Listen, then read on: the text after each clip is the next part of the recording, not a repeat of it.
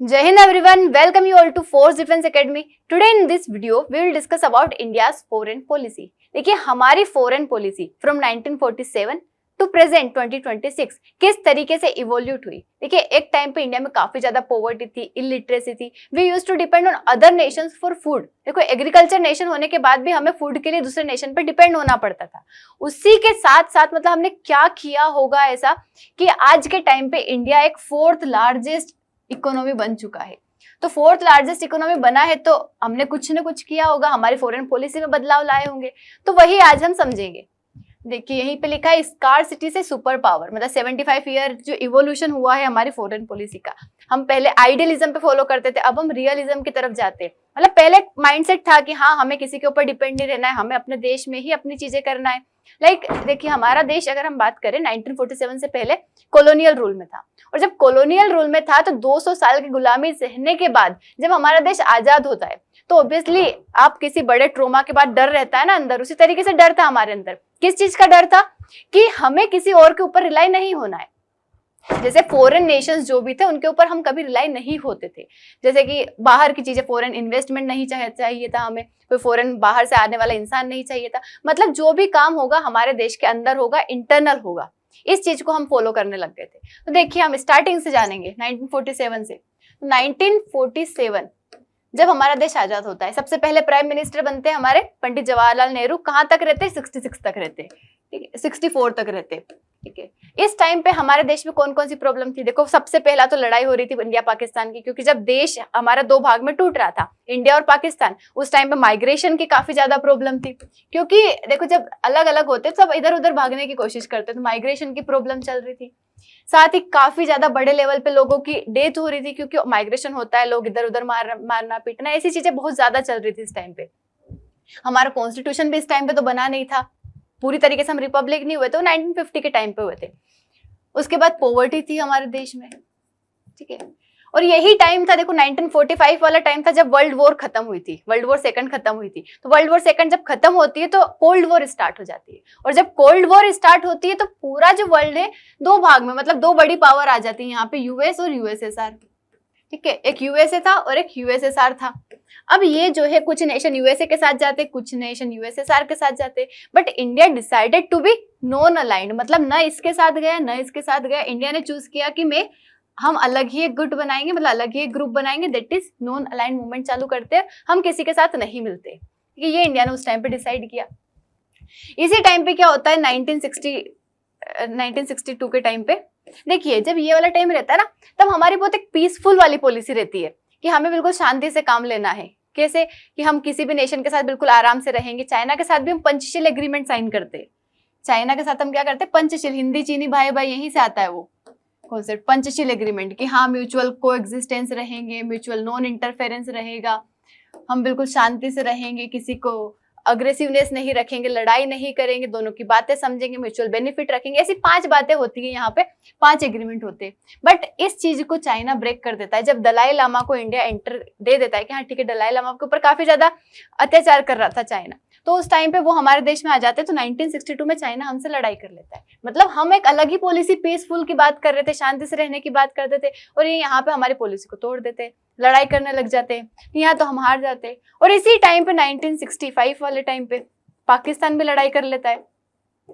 मतलब सोचो आप, पहले ही हमारे देश की हालत ऐसी चल रही है और उसमें हमारे साथ दो लड़ाई हो गई, 1962 में हो जाती है, 65 में हो जाती है।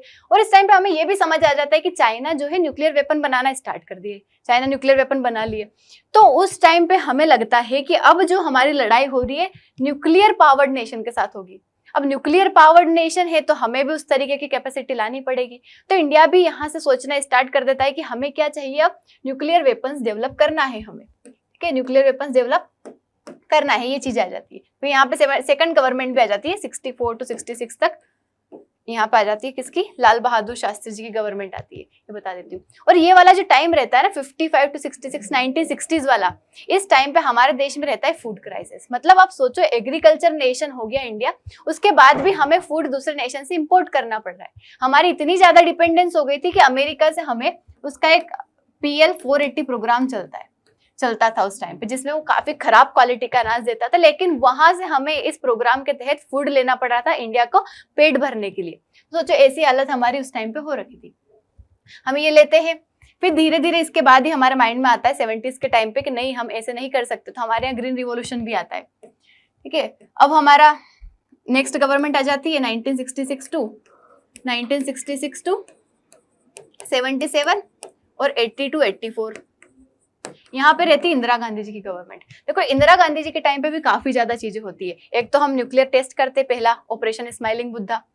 उसके साथ ही 1971 वाला जो टाइम रहता है, उस टाइम क्या हो जाती है हमारी, फिर पाकिस्तान से लड़ाई हो जाती है, बांग्लादेश लिबरेशन वॉर, पाकिस्तान से लड़ाई होती है। अब इस टाइम पे जो हमारी पहले वाली पॉलिसी थी, इसमें थोड़ा थोड़ा शिफ्ट आने लग जाता है। इंदिरा गांधी के टाइम पे थोड़ा शिफ्ट आता है हमारी पॉलिसी में, जो नेहरू जी के टाइम पे था उसके कंपेरिजन में। क्या आता है यहाँ पे कि देखो यहाँ पे हम किसी के साथ नॉन अलाइंड थे पूरी तरीके से, बट यहाँ पे हम रशिया की हेल्प लेते। ठीक है, रशिया के साथ हम साइन करते treaty of peace and friendship, treaty of peace and friendship हम साइन करते हैं। ठीक है, तो हम मतलब क्या करें, थोड़ा रशिया से ले रहे थे हेल्प, उसके साथ ही हम रशिया से हेल्प लेते हमारे स्पेस कोलैबोरेशन में, थोड़ा डिफेंस की हम हेल्प लेते, हम हमारी मतलब कई सारी चीजों में हम क्या करते हैं यहाँ पे रशिया पे थोड़ा थोड़ा अच्छे से घुलने मिलने लग जाते हैं। हमारी अच्छी एक फ्रेंडशिप बन जाती है रशिया के साथ, रशिया हमारा अच्छा पार्टनर बन जाता है। कई सारे पाकिस्तान को हराने में भी इसने ही हेल्प करवाई थी हमारी। उसके बाद बांग्लादेश लिबरेट हो जाता है, बांग्लादेश एक नेशन बन जाता है। मतलब हमारे देश में हालत खराब ही चल रहे थे, इतना कोई अच्छा नहीं हो गया था कि बहुत अच्छा हो गया सब कुछ। 1975 में इमरजेंसी लग जाती है। इमरजेंसी किसी देश में क्यों लगेगी, जब हालत खराब होगी देश की, कुछ तो कुछ प्रॉब्लम होगी, कहीं ना कहीं कोई प्रॉब्लम आ रही होगी, इसमें लग जाती है। 1976 हमारा कॉन्स्टिट्यूशन आधा बदल जाता है। ठीक है, 42nd कॉन्स्टिट्यूशनल अमेंडमेंट एक्ट होता है, जिसमें आधे से ज्यादा चीजें जो कॉन्स्टिट्यूशन में थी बदल जाती है, मिनी कॉन्स्टिट्यूशन कहते हैं उसे। ठीक है, तो ये यहाँ पे चेंज आ जाता है। इसी तरीके की हमारी चीजें यहाँ पे चल रही थी। फिर नेक्स्ट गवर्नमेंट जब आती है 1984 टू 89 राजीव गांधी जी की, इस टाइम पे हमारे देखो मतलब हम ग्रीन रिवॉल्यूशन स्टार्ट करते थे, एग्रीकल्चर में थोड़ा सफिशिएंट हो जाते, हम यहाँ स्पेस में कोलैबोरेशन करना स्टार्ट करते, हमारे कुछ मिशंस वगैरह भेजते, धीरे धीरे धीरे धीरे हम थोड़ा सा लेवल पे जा ही रहे थे। फिर हमारे यहाँ पे क्राइसिस हो जाते हैं श्रीलंका के साथ। ठीक है, श्रीलंका में सिविल वॉर स्टार्ट हो जाती है, तमिल और सिन्हालिस कहाँ पे मतलब होने लग जाता है, एक वॉर एक कॉन्फ्लिक्ट होने लग जाता है। उसी टाइम पे इंडिया को इंटरफेयर करना पड़ता है। क्यों? क्योंकि काफी ज्यादा तमिल पॉपुलेशन वहां पे भी थी। तो यहाँ पे इंटरफेरेंस जब करते हैं, हमारे देश में एक अलग ही ग्रुप बन जाता है, LTT बन जाता है। ये काफी ज्यादा नाराज रहते हैं प्रेजेंट गवर्नमेंट से, तो ये राजीव गांधी जी का भी असासिनेशन कर देते हैं। ठीक है, असासिनेशन हो जाता है। और यही टाइम था हमारे देश में BOP क्राइसिस आ गया था, बैलेंस ऑफ पेमेंट क्राइसिस आ गया था। मतलब हमारे देश में बहुत कम पैसा बचा था कि आगे वाले 1-2 हफ्ते तक ही हमारे देश का इंपोर्ट चल पाएगा। तो ये हमारे क्राइसिस आ गया था। अब सोचो मतलब कैसी हालत चल रही है। पहले पॉलिटिकली अनस्टेबल, क्योंकि राजीव गांधी जी का असैसिनेशन हो गया, BOP क्राइसिस हो गया, मतलब इकोनॉमिकली पॉलिटिकली दोनों तरीके से हम क्या हो गए थे, यहाँ पे अनस्टेबल हो गए थे। अब हम IMF से मानो हेल्प भी लेते हैं यहाँ पे, तो हेल्प में वो करेंगे कैसे जब हमारे देश में पॉलिटिकली इनस्टेबिलिटी है। तो इस टाइम पे फिर गवर्नमेंट पे फोकस किया जाता है। 1991 वाले टाइम पे फिर गवर्नमेंट पे फोकस किया जाता है और गवर्नमेंट बनाई जाती है यहाँ पे नरसिम्हा राव की। ठीक है, PV नरसिम्हा राव की गवर्नमेंट बनती है। वो फिर अपॉइंट करते हैं यहाँ पे फाइनेंस मिनिस्टर मनमोहन सिंह जी को। उसके बाद मतलब IMF दे देता है हमें थोड़ा बहुत लोन, उसके बाद पर कुछ कंडीशंस रहती है कि हाँ यहाँ पे तुम्हें लिबरलाइजेशन लाना है, अपनी पॉलिसीज में चेंज करना पड़ेगा, ऐसी वैसी कुछ कंडीशंस रहती है। फिर यहाँ पे आता है हमारे देश में LPG रिफॉर्म आते हैं, काफी बड़े रिफॉर्म्स है ये। ठीक है, LPG क्या था, ये लिबरलाइजेशन, प्राइवेटाइजेशन एंड ग्लोबलाइजेशन। अभी देखो अभी तक हम क्या कर रहे थे, अपने इंटरनल मैटर्स पे फोकस कर रहे थे कि हमारे देश के अंदर की चीजें हम ही संभालेंगे, बट यहाँ पे हमें फिर क्या लाना पड़ता है, ग्लोबलाइजेशन। अब यहाँ से हमारे देश में फॉरेन इन्वेस्टमेंट स्टार्ट हो जाएगा, FDI FPI सब कुछ चालू हो जाएगा। प्राइवेटाइजेशन, अभी तक देखो हमारे देश में पैसा भी नहीं था, लिटरेसी भी नहीं थी, और ज्यादातर अधिकतर हर चीज जो है गवर्नमेंट संभाल रही थी। अब यहाँ पे प्राइवेट प्लेयर्स को भी इंक्लूड कर दिया जाता है कि हाँ नहीं, प्राइवेट प्लेयर भी संभाल पाएंगे। किसी चीज का लाइसेंस मिलना मुश्किल से यहाँ से लाइसेंस वगैरह, लाइसेंस की पॉलिसी को इजी किया जाता है, लोगों को लाइसेंस मिलना स्टार्ट होता है। तो ये फेज था। इसके बाद हमारी इकोनॉमी जो है धीरे धीरे क्या करने लगती है, थोड़ी ग्रो करने लगती है। बट ये जो 1991 का टाइम है, पता है इसी टाइम पे कोल्ड वॉर खत्म हो जाता है। ठीक है, कोल्ड वॉर एंड हो जाता है। कोल्ड वॉर एंड कब होता है, जब USSR जो है टूट जाता है 15 नेशंस में। ठीक है, 15 नेशंस में टूट जाता है। अब जो पहले यूएसएसआर था जिससे हमारी काफी अच्छी दोस्ती थी, हमने ट्रीटी ऑफ फ्रेंडशिप वगैरह रख रखी थी, अब उसी की ऐसी हालत हो गई थी कि 15 नेशन में अलग ही टूट गया वो। तो अब हमें ढूंढना था कि हमारे पास कोई ना कोई पार्टनर होना चाहिए। तो इसी टाइम पे मतलब 90s के टाइम पे हम क्या करते हैं, हमारी लूकेस्ट पॉलिसी को फॉलो करते हैं। ठीक है, इवन एक और चीज बताने होगा, 1985 वाले टाइम पे भी हम सार्क ग्रुप बनाते हैं कि हमारे जो साउथ एशियन वाला रीजन है इसमें यूनिटी बनी रहे, इसलिए हम ग्रुप बनाते हैं। ऐसे 1990s में लूकेस्ट पॉलिसी आती है कि हमारे आसपास वाले जो भी नेशंस है उनके ऊपर हम फोकस करेंगे, हमारे नेबरहुड नेशंस जो है उनके ऊपर हम फोकस करेंगे। वेस्ट एशिया थोड़ा बहुत हम उधर के वेस्ट वाला जो पार्ट हो गया उधर के साइड भी हम क्या करेंगे, थोड़ा फोकस करेंगे, मतलब थोड़ा हम दूसरे नेशंस की तरफ जाते हैं। यही 1998 वाला टाइम रहता है, उस टाइम पे हम फिर हमारा सेकंड न्यूक्लियर टेस्ट करते हैं। तो सेकंड न्यूक्लियर टेस्ट करते हैं यहाँ पे, और जब सेकंड न्यूक्लियर टेस्ट करते हैं, इवन फर्स्ट के बाद भी और सेकंड के बाद भी यूएसए जो है हमारे ऊपर सैंक्शंस लगा देता है। ठीक है, यूएस क्या कर देता है, हमारे ऊपर सैंक्शंस लगा देता है। यूएसए को ये पसंद नहीं आता है, तो हमसे क्या कर देता है, यहाँ पे बातचीत वगैरह बंद कर देता है, सैंक्शंस लगा देता है, ट्रेड वगैरह नहीं हो पाएगा, दूसरे नेशन भी पसंद नहीं करते, क्योंकि एक ट्रीटी साइन होती है न्यूक्लियर नॉन प्रोलिफरेशन ट्रीटी, जिसको इंडिया साइन नहीं करता है। तो इंडिया को यहाँ पे थोड़ा सा हमारे रिलेशंस ऐसे हो जाते हैं। अब देखो, ये जो हमने न्यूक्लियर टेस्ट कर लिया, पाकिस्तान भी कर लेता है न्यूक्लियर टेस्ट। अब देखो, पाकिस्तान से हमारी ऑलरेडी लड़ाई हो चुकी थी, 47 में हो चुकी, 47-48 में हो चुकी, 65 में हो चुकी, 71 में हो चुकी। अब हम 3 लड़ाई पाकिस्तान से ऑलरेडी कर चुके। अब उसके बाद अगर दोनों नेशन ने न्यूक्लियर वेपन डेवलप कर रहे हैं, अब सोचो अगर अब लड़ाई होगी तो किस लेवल की होगी। तो हम सोचते हैं कि क्या कर ले, हम पाकिस्तान से थोड़ी पीसफुल बातें करें कि नहीं, हम चलो ठीक है, जो हो गया उसको भूल जाते, पुराने गिले शिकवे भूल के अब हम क्या करेंगे, अच्छा रिलेशन स्टार्ट करते हैं, आगे हम अच्छे से रहेंगे, अब लड़ाई वड़ाई नहीं करेंगे। ये बात करने जाते ही वहां पे हमारे पीएम और फिर उसी टाइम पे क्या कर देता है, मतलब थोड़े ही दिन बाद 1999 में, को पता ही है, पाकिस्तान फिर अटैक करता है, कारगिल वॉर हो जाती है, कारगिल वॉर हो जाती है। अब इसके बाद फिर और पाकिस्तान कई सारी चीजें अटैक करता है, लाइक 9/11 अटैक होता है, 26/11 वाला अटैक होता है। तो अमेरिका के ऊपर भी होता है, हमारे ऊपर भी होता है, तो थोड़ा बहुत हम दोनों में जुड़ाव होता है। उसके बाद 2008 वाला जो टाइम आता है, उस टाइम पे अमेरिका जो है हमसे मतलब थोड़े अच्छे रिलेशन बढ़ जाते हैं, मतलब जैसा अभी यहाँ पे दरार चल रही थी वो सब खत्म हो जाती है, सैंक्शंस हटा देता है और हमारे रिलेशन थोड़े थोड़े ठीक होने लग जाते हैं इस टाइम पे। 2009 में हम ब्रिक्स ग्रुप बनाते हैं, ब्राजील, रशिया, इंडिया, चाइना, मतलब चाइना ब्राजीलियन नेशंस के साथ हम थोड़ा एक ग्रुप बनाते हैं कि हाँ हम सब मिलेंगे, साथ में रहेंगे, आगे चीजों को बढ़ाएंगे, ऐसा। फिर 2014 ऑनवर्ड्स सबसे बड़ी जो हमारा पॉलिसी चेंज आ रहा है वो आ रहा है 2014 ऑनवर्ड्स। 2014 ऑनवर्ड जो प्रेजेंट एनडीए सेकंड गवर्नमेंट जो है, ये गवर्नमेंट आती है। इसके बाद हमारी जो प्रॉपर जो नॉन अलाइनमेंट वाली पॉलिसी थी वो बदल जाती है मल्टी अलाइनमेंट। हम हर ग्रुप में पार्टिसिपेट करते हैं, लाइक जैसे किसी भी लाइक एससीओ में हम मतलब फुल टाइम 100% मेंबर है, ब्रिक्स हो गया, G7 में भले मेंबर नहीं लेकिन बुलाए जाते हैं, G20 हो गया, ऐसे कई सारे जो भी ऑर्गेनाइजेशन है जहां जहां होता है वहां हम क्या करते हैं, प्रॉपर हमारी प्रेजेंस रखते हैं, हम वहां पे पार्टिसिपेट करते हैं। हम रशिया के साथ भी दोस्ती रखते हैं, यूएसए से भी रखते हैं, चाइना से भी रखते हैं। भले ही हम अंदर कुछ भी हो कि हाँ थोड़ी बहुत दरारें हो चाइना वगैरह से, लेकिन रिलेशन हमारे खराब नहीं है। हम कोशिश करते हैं कि सबसे बना के रखें। हम ईरान से भी रखते हैं, हम इजराइल से भी रखते हैं, ठीक है। तो इस तरीके से हम क्या कर रहे हैं, एक बैलेंस बना के चल रहे हैं सारे नेशंस में। तो मल्टी अलाइनमेंट वाली पॉलिसी हमारी आ गई। हम अलग अलग रीजनल ऑर्गेनाइजेशन, इंटरनेशनल ऑर्गेनाइजेशन में पार्टिसिपेट करते हैं। हमारा गोल है कि हमें बाय द ईयर 2047 हमारे देश को डेवलप्ड बनाना है। तो उसको बनाने के लिए जो भी चीजें लगती है, जिस नेशन से हेल्प लगेगी, जहां हमारा नेशनल इंटरेस्ट होगा, उस चीज पे हम फोकस करते। हम हमारी सोवरेनिटी को ध्यान रखते, चाहे हमारे इंटरनल डिसीजन हो, एक्सटर्नल डिसीजन हो, हम खुद से लेते हैं, हम उसके साथ कॉम्प्रोमाइज नहीं करते हैं। लाइक जैसे अभी पहलगाम अटैक हुआ, यूएसए कहता है कि नहीं मैंने सीजफायर कर रहा, कितनी बार बोला उसने, इतने प्रेशर के बाद कोई भी नेशन मान लेता है लास्ट में कि हाँ यूएसए ने करवाया, लेकिन इंडिया लास्ट तक यही बोला कि नहीं करवाया, यूएसए ने नहीं करवाया। कई नेशन ने बोला कि हम मीडिएशन करवा देते, इंडिया ने क्लियर नो बोल दे, नहीं हमें कोई मीडिएशन नहीं चाहिए।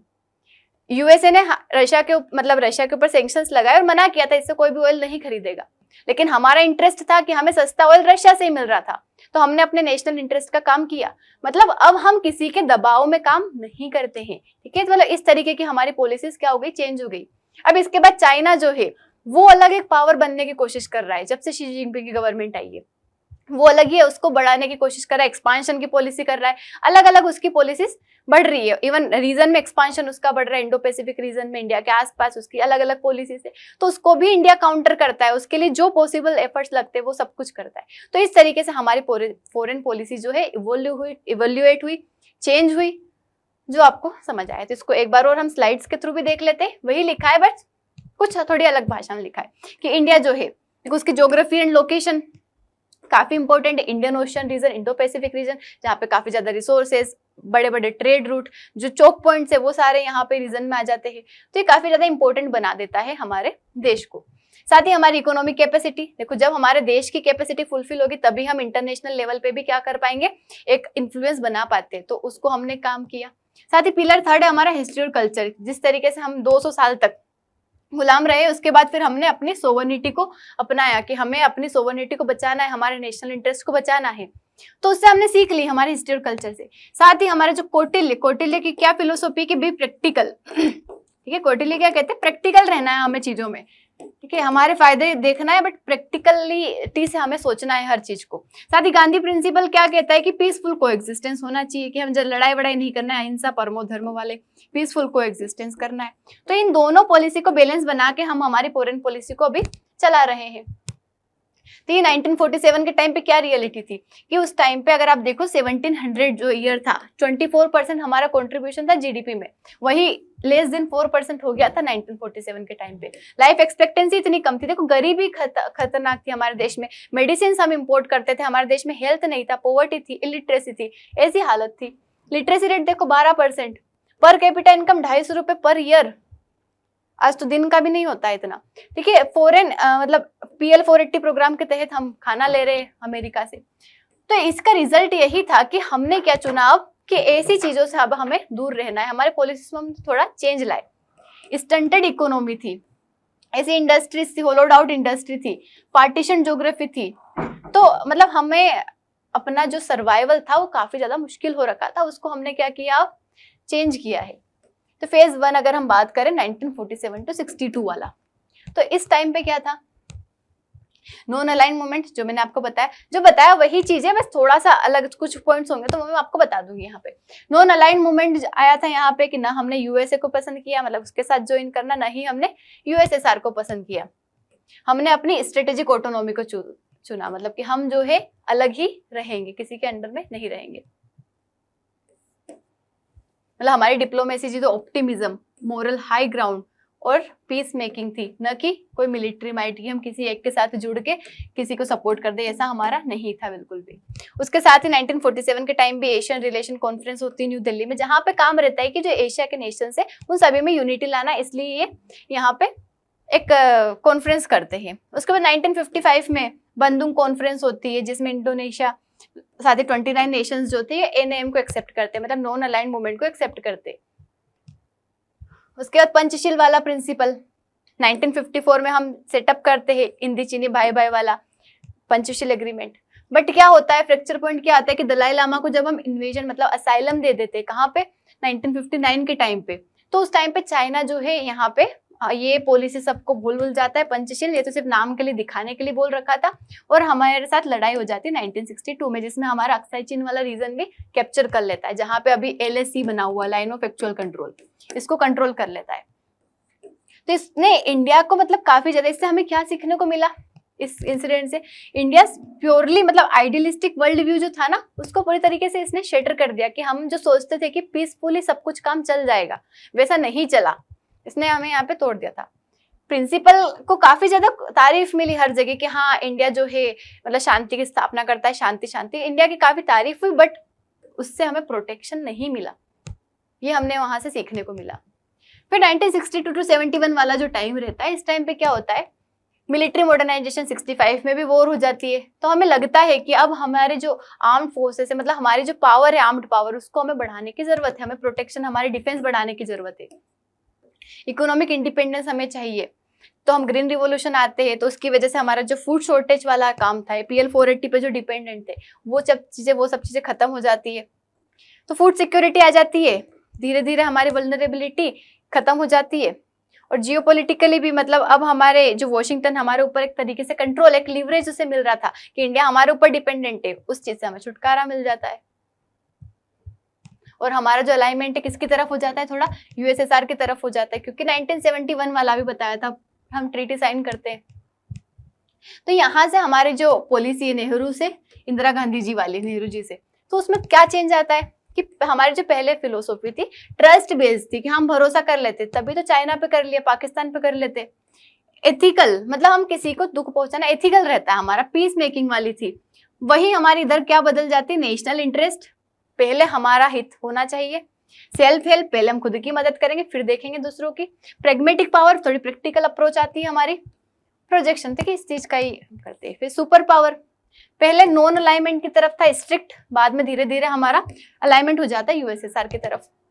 मिलिट्री पोस्चर अगर हम देखें तो पहले हमारा डिसआर्मामेंट पे फोकस था, मतलब कम से कम हमारी डिफेंस स्पेंडिंग बहुत कम थी। वही हमें बाद में जरूरत लगती है कि नहीं, चाइना ने भी लड़ाई कर ली, पाकिस्तान ने कर ली, हमें जरूरत है हमारी डिफेंस को मॉडर्नाइज करने की, बढ़ाने की, हम उसको बढ़ाते। साथ ही इकोनॉमिक, पहले हम स्टेट लेड मतलब गवर्नमेंट ही, गवर्नमेंट के ऊपर ही डिपेंड थे, जो भी इंडस्ट्रियलाइजेशन जो भी चीजें थी सब कुछ गवर्नमेंट का था। फिर धीरे धीरे हम अपने खुद की फूड सिक्योरिटी, रिसोर्स इंडिपेंडेंस की तरफ इस वाले फेज में आ जाते हैं। तो 1971 वाले टाइम पे काफी ज्यादा पाकिस्तान के साथ हमारी लड़ाई होती है, बांग्लादेश लिबरेशन वॉर वाले टाइम पे, ठीक है, तो हमारी ट्रीटी साइन होती है। उसी टाइम पे हमने मतलब ये काफी बड़ा था कि इतने सारे प्रिजनर ऑफ वॉर मतलब पाकिस्तान के लोगों को हमने कंट्रोल कर लिया था, मतलब लड़ाई में हमारी जीत हो गई थी, तभी तो बांग्लादेश लिबरेट हो गया था और एक अलग नेशन बन गया था।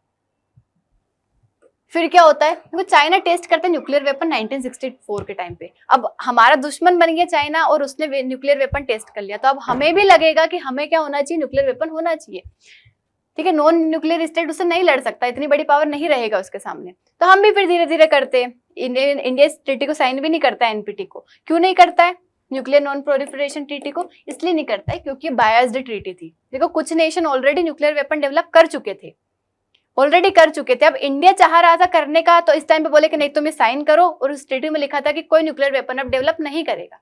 तो ये कैसी ट्रीटी हुई, बायस्ड हुई ना, ऑलरेडी कुछ लोग कर चुके हैं और अब बोल रहे हो कि अब नहीं करना है, तो इंडिया ने इसको साइन नहीं किया था। तो ये 1974 में हमारा पहला न्यूक्लियर टेस्ट होता है, 1998 में पोखरण सेकंड टेस्ट होता है, और इसी टाइम पे हमारे ऊपर ग्लोबल सैंक्शंस लग जाते हैं। मतलब रियलिटी ये है कि यूएस हमारे ऊपर सैंक्शन लगा देता है और हमारे रिलेशन जो है थोड़े बहुत खराब हो जाते हैं। इंडिया का एक अलग स्टेटस आ जाता है, न्यूक्लियर स्टेटस आ जाता है। अब यहाँ पे 1991 के टाइम पे यहाँ पे फिर से प्रॉब्लम होती है। क्या होती है कि हमारा जो फॉरेक्स था 2 वीक तक बचा था, इंपोर्ट कवर कर पाएगा। इसी तरीके से मतलब हमारे पास प्रॉब्लम आ गई थी कि हमारे अभी बताया था जो बीओपी क्राइसिस आ गया था। आईएमएफ जो है थोड़ा बहुत लोन देता है हम पर, वहां पे कुछ पॉलिसीज रखता है कि तुम्हें ये करना पड़ेगा, कुछ कंडीशंस रखता है। एलपीजी रिफॉर्म्स आते हैं हमारे देश में, हमारा थोड़ा लुक ईस्ट की तरफ फोकस होता है, हमारी पॉलिसीज बदलती क्योंकि यूएसएसआर अब खत्म हो गया था। अब हमें नेशंस की जरूरत थी कि अब हमें दूसरों के साथ क्या रखना है, यहाँ पे थोड़ा बहुत कनेक्शन बनाना पड़ेगा, तो हम वो करते हैं। अब इस टाइम पे हमारा क्या होता है, धीरे धीरे थोड़ी जीडीपी ग्रो करती है, 8.8% ग्रो करती है 2000 के टाइम पे। हम एफडीआई को अट्रैक्ट करते, साथ ही ये जो थ्रेट है 9/11 26/11, तो ये दोनों नेशन फेस कर रहा है। अमेरिका ने भी किया, हमने भी किया, तो हमारा जो है इंटरेस्ट थोड़ा बहुत सेम होता है। तो इसी टाइम पे जो यूएस है, हमारा डील जो है न्यूक्लियर डील वाली जो थी, सैंक्शंस लगे थे, हमारे दोनों के बीच में थोड़ा अच्छे रिलेशन बन जाते। और फिर जो था 2014 से अभी तक एक ही गवर्नमेंट चल रही है, तो उस टाइम पे हमारी फिलोसॉफी जो है विश्व बंधु वाली है। इवन हम क्या बोलते हैं, वो एक वर्ड है, ध्यान नहीं आ रहा, आएगा तब बताऊंगी मैं। हमारा जो G20 में थीम भी था वो,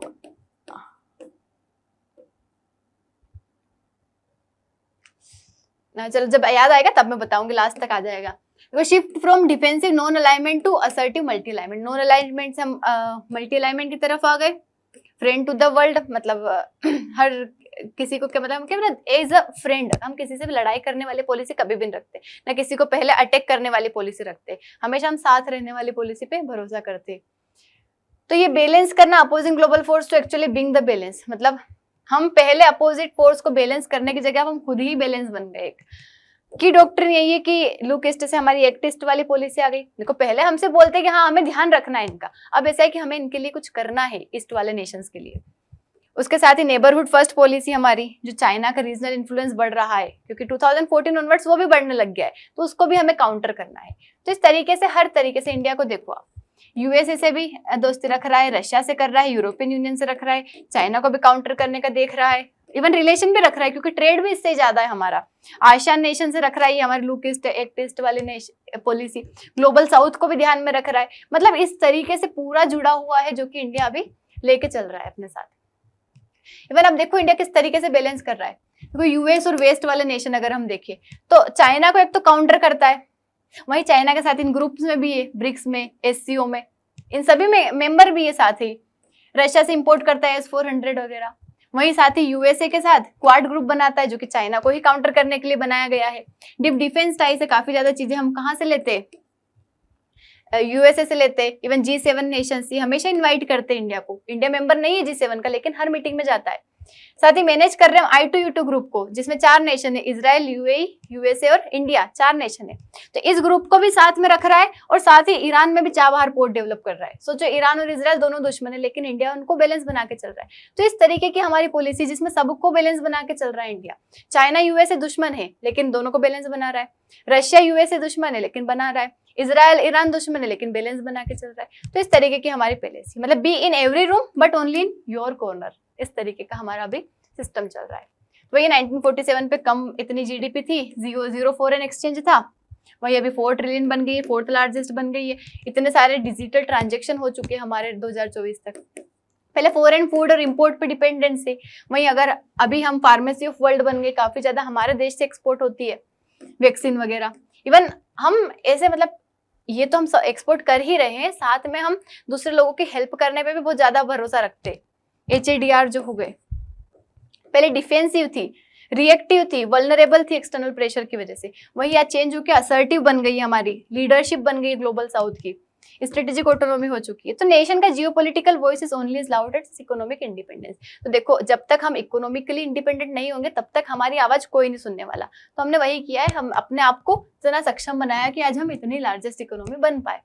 उसके लिए काफी चीजें हमने करी भी है, ठीक है। प्रॉमिस यही है कि हमारे पास अभी भी डेमोग्राफिक डिविडेंड है, हमारी 50% पॉपुलेशन डेमोग्राफिक डिविडेंड में आती है, मतलब इस 30 साल के अंदर आती है। तो ये जो पॉपुलेशन है, यूथ जो है, हमारे देश को आगे लेके जाएगा। तो हमें अगर इनको सही से एजुकेशन और एम्प्लॉयमेंट मिलता है तो हम काफी आगे पहुंच जाएंगे। साथ ही digital infrastructure, manufacturing, innovation sector, ये जो है हमें और आगे ले जा सकते हैं। साथ ही इंक्रीज इन्फ्लुएंस जो है हमारा ग्लोबल साउथ में, अलग अलग फोरम्स में, स्ट्रेटेजिक ऑटोनॉमी, ये हमें आगे लेके जाएगा। But still there are some challenges. Challenges क्या है कि इकोनॉमिक इनइक्वालिटी, मतलब डीप इकोनॉमिक डिस्पेरिटी है हमारे। अगर देश में भी देखो तो कई कुछ लोग बहुत गरीब है, बहुत अमीर है, इस तरीके का है। हाई वल्नरेबिलिटी क्लाइमेट चेंज के इम्पैक्ट से, ये हमारे देश में प्रॉब्लम आ जाती है। साथ ही China, even border tension, China हमेशा बोलता है यहाँ मेरी जगह, अरुणाचल में मेरी जगह, लद्दाख में मेरी जगह, भूटान में मेरी जगह। तो इस तरीके की जो है चाइना बोलता रहता है, इवन एक्सपांशन करता रहता है, उसके रीजन को आके प्रेजेंस बनाना, तो उससे हमें काउंटर करना हमारे लिए एक बड़ी प्रॉब्लम बन जाती है। साथ ही इन सभी को बैलेंस करना, एनर्जी सिक्योरिटी रिस्क, जैसे आज के टाइम पे लड़ाई हो रही है तो एनर्जी की क्राइसिस आ गई, एलपीजी की क्राइसिस आ गई, ऑयल की प्रॉब्लम आ जाती है, सबको मेंटेन करना। और अलायंस जो अलग अलग बनते जाते हैं, जैसे अभी यूएसए बोल रहा था बोर्ड ऑफ पीस बनाऊंगा, ये बनाऊंगा, वो बनाऊंगा, इजराइल बोल रहा है हेक्सागन ऑफ अलायंस बनाऊंगा। तो इन सभी को बैलेंस करके चलना हमारे लिए एक प्रॉब्लम बन सकता है कहीं ना कहीं। तो हमारी फ्रीडम के लिए लड़ा भी सही, साथ ही हमने अपने आप को एक पावर भी बनाया। फिर इसके साथ और देखिए, इंडिया अपनी फॉरेन पॉलिसी तो मतलब ये सब समझा दिया, लेकिन इसके अलावा मैं बता रही हूँ हमारे नेबर्स देखिए आप, मतलब ये भी हमारे लिए एक चैलेंज है, हम किसके ऊपर भरोसा करें। लाइक एक पाकिस्तान कभी नहीं कर सकते, अफगानिस्तान खुद ही स्टेबिलिटी नहीं है, उसके बाद चाइना जो कि हमेशा लड़ता रहता है, उसके बाद भूटान जो कि चाइना के इन्फ्लुएंस में आ जाता है कभी कभार, बांग्लादेश जो कि हमारे अपोज में अभी, नेपाल ठीक है वो भी लड़ता रहता है छोटा मोटा बॉर्डर की वजह से, बाकी श्रीलंका वही खुद ही अभी अभी स्टेबल हुआ है, सिविल वॉर से बाहर निकला है। तो ऐसे हमारे कोई नेबर नहीं है जिसके ऊपर हम कंप्लीटली रिलाई कर ले। म्यांमार रोहिंग्या क्राइसिस चलता रहता है, तो ऐसा कोई भी नहीं है जिसके साथ हम क्या कर रहे हैं, पूरी तरीके से रिलाई कर पाए। जैसे होता है ना पड़ोसी पे थोड़ा भरोसा हो तो चलो इसके भरोसे हम कुछ छोड़ दे, ऐसा हम किसी पे भरोसा नहीं कर सकते कि हमें कोई प्रॉब्लम आ जाए तो इनमें से कोई मदद कर दे अच्छी तरीके से। तो ये हमारे लिए एक बड़ा चैलेंज है। साथ ही इंडिया की और फॉरेन पॉलिसी में और भी कई सारी चीजें आती है, लाइक इंडिया हमेशा ह्यूमैनिटेरियन असिस्टेंस, मतलब दूसरे लोगों की मदद करने के लिए हमेशा आगे रहता है। हम इतने सक्षम तो हो गए हैं कि हम दूसरे को हेल्प कर दे। लाइक नेपाल में अर्तक्वेक आया, हमने सपोर्ट किया, वहां पे ऑपरेशन लॉन्च किया। अभी रिसेंटली साइक्लोन आया था दितवा श्रीलंका में, इंडिया ने असिस्ट किया, वहां पे अपना ऑपरेशन सागर बंधु लॉन्च किया था। ऐसे अफगानिस्तान में तालिबान वाला रूल आ रहा था, उस टाइम पे फ्रूट क्राइसिस आ गया था, प्रॉब्लम आ गई थी, इंडिया ने फूड सप्लाई किया था। ऐसे कई सारे ऑपरेशंस लॉन्च किए इंडिया ने और लोगों की मदद करी है।